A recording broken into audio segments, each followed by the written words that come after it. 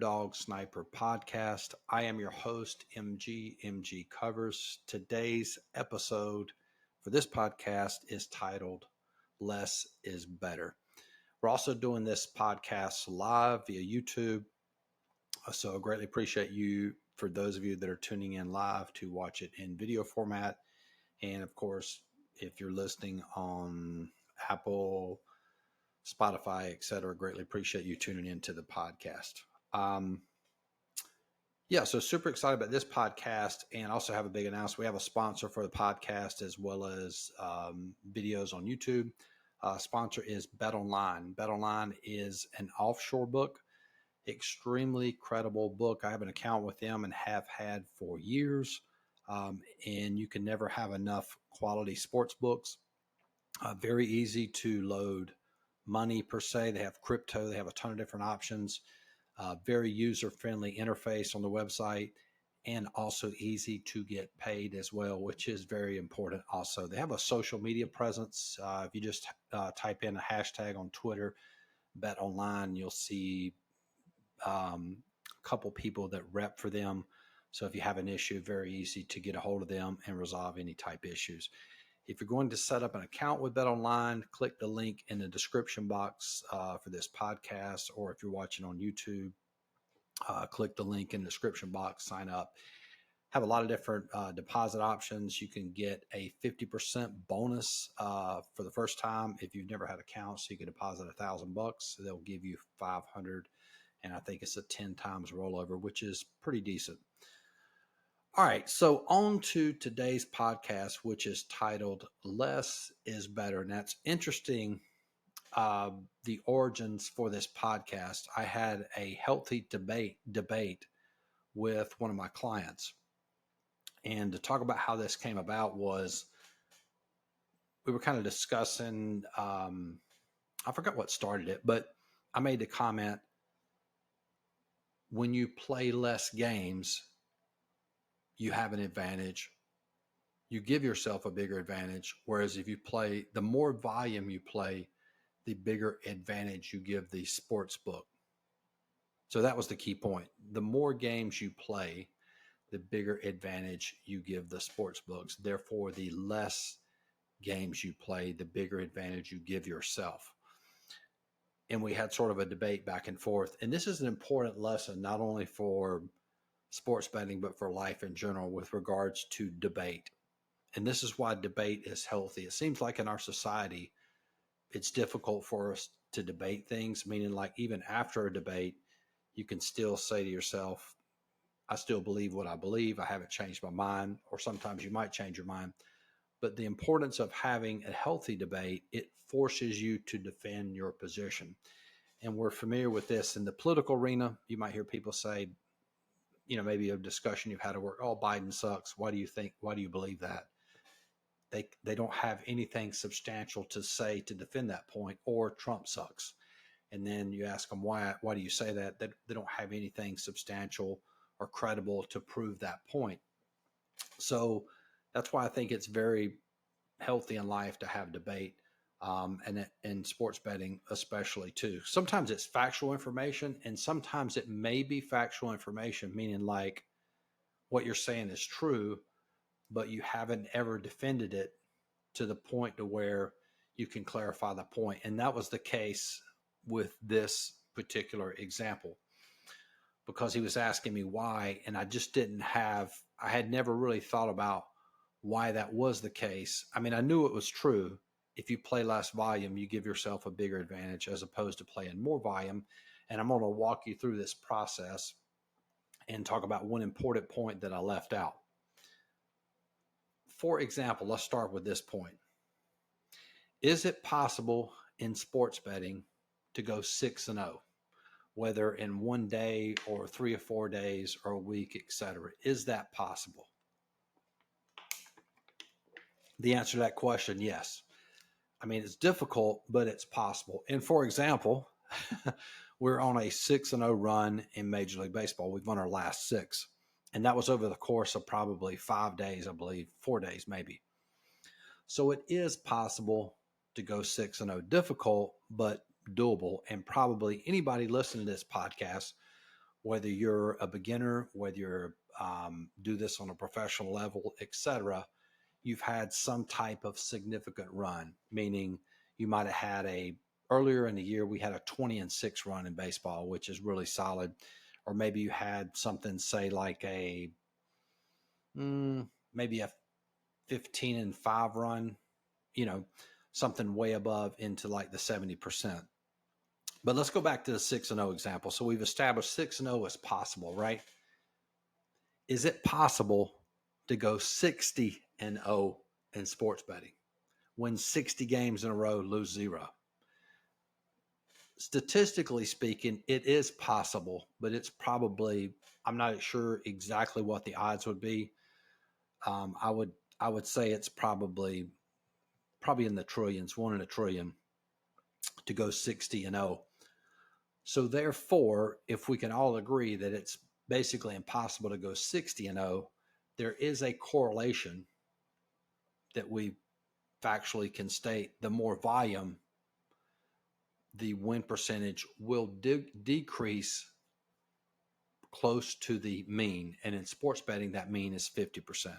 Meaning you can go 6-0 on a small sample of games, which is 100% win percentage. But once you add in, say, 60 plus games, impossible to have a 100% win percentage. Now, so he made a point when we were having this debate is that what if you have, say, 5 or 6 games that have, quote, expected value, or the term I use when I'm discussing sports betting, I just simply use the word value, meaning if you have a game that has value. What has to be established is this. This is what can be debatable.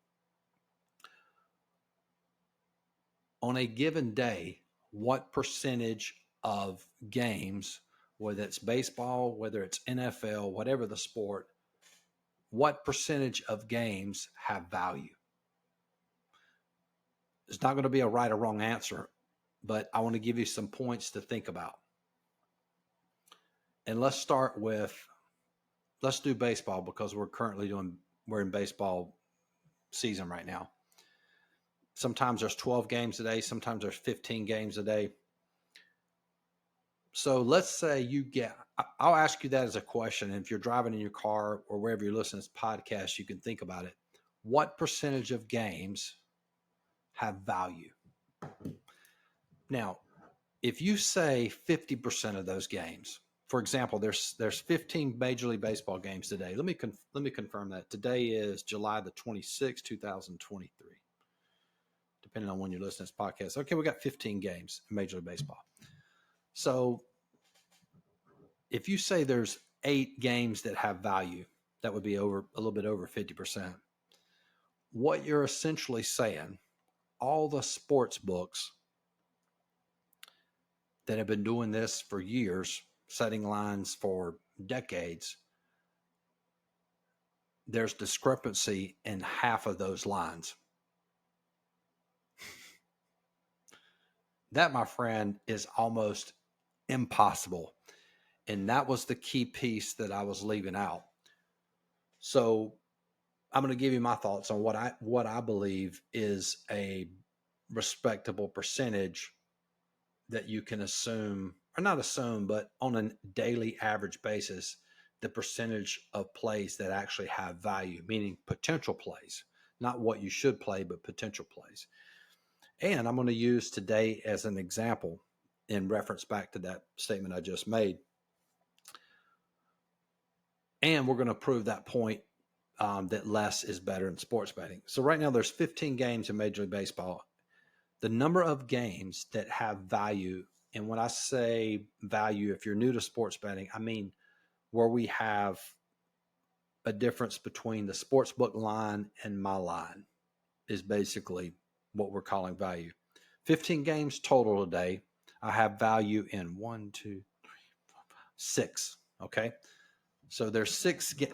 Now that's potential. That doesn't mean we're going to play all 6. That means out of the 15 games we have today in Major League Baseball, via my model, there's 6. So if we take 6 divided by 15, 40%. I would argue the number, if you're asking me what percentage of plays have value, I would probably say that's on the high end, 40%. And I would say the low end's probably 30%. And I would say, I don't know, I'm thinking it's probably, I would say probably 33% on average. And again, this is the part that can be debatable. And the reason this is important because this will determine or validate the concept. The more games you play, the bigger advantage you give the sports book. Because if you establish that that number is, let's say it's 30%, right? So we take 15 times 0.30. So if we have, if we've established that only 5 games max have value, and you're averaging 6-7 games a day, you're playing more games that have potential value. Therefore, you're giving the sports books an edge. And I'll give you another example is we've had a winning season in NFL my entire career, which is going to be 8 years. And actually, this will be my 9th year. I don't think I wagered NFL the first year. But there's a contest. Those are familiar with the Circa contest, the Westgate has one. They make you pick 5 games in NFL every Sunday. If you've never done this or never entered one of these contests, very, very difficult because, again, they're forcing you to play 5 games every Sunday. Very difficult because via my model, it would be rare for my model to have 5 NFL games every single Sunday or every single week with value. That would probably be the max, but on average, it would probably be a tad less than that. So that's what makes it difficult. And it's the same deal if you go to the extreme. If you took, let's say we took a group of sharps, right? That were relatively equal in their ability. Let's say we took 10 sharps. So we got 2 groups of 10 sharps. We got 10 sharps over here, 10 sharps over here, 2 different groups. We made sharp group A play every single Major League Baseball game every single day, meaning the group A, they had to play every single game for Major League Baseball. That was group A. Group B, we let them play as little volume or as max volume as they wanted to play. I can promise you the group that played less volume would have a more profitable and probably even a higher win percentage because of the reasons I've just laid out. Because in a normal day, very difficult to assume, and it's just not true that close to half of the games are going to have value. So, relating this to giving you some really good advice, one way to improve drastically overnight, and when I started my YouTube channel, I guess this was 4 years ago, one of the very first videos I ever made was the advice or mistakes that a lot of beginners make is playing too much volume. And what happens when you play less volume, you're able to really refine the process down to where you're cherry picking the best possible game. And I've used this analogy before. When you play less volume, like yesterday, we had one play. We played Cincinnati plus 136. They won. And what's interesting about that, this is sort of a hypothetical exchange between me and the sports books, but it's basically what happens. I call the sports book up and say, hey, can you give me lines for the games? And they say, which games? I say, I want a line for every single game. I want the totals. I want the money line. I want the run line. I want lines for all those games. And then call me back. Sportsbook calls me back, says, here's all the lines for all the games. You know, which games do you want to play? And I said, well, I'm just going to play one, right? Puts an enormous amount of pressure on the books because they have to create lines for totals. They have to create lines for sides. They have to create lines for run lines, etc. Whereas me, the quote professional, I can cherry pick, increase my percentage by playing less volume, which in turn will give me a bigger advantage. So again, less, relatively speaking, if you understand the concept I just explained, is better in sports betting. Okay.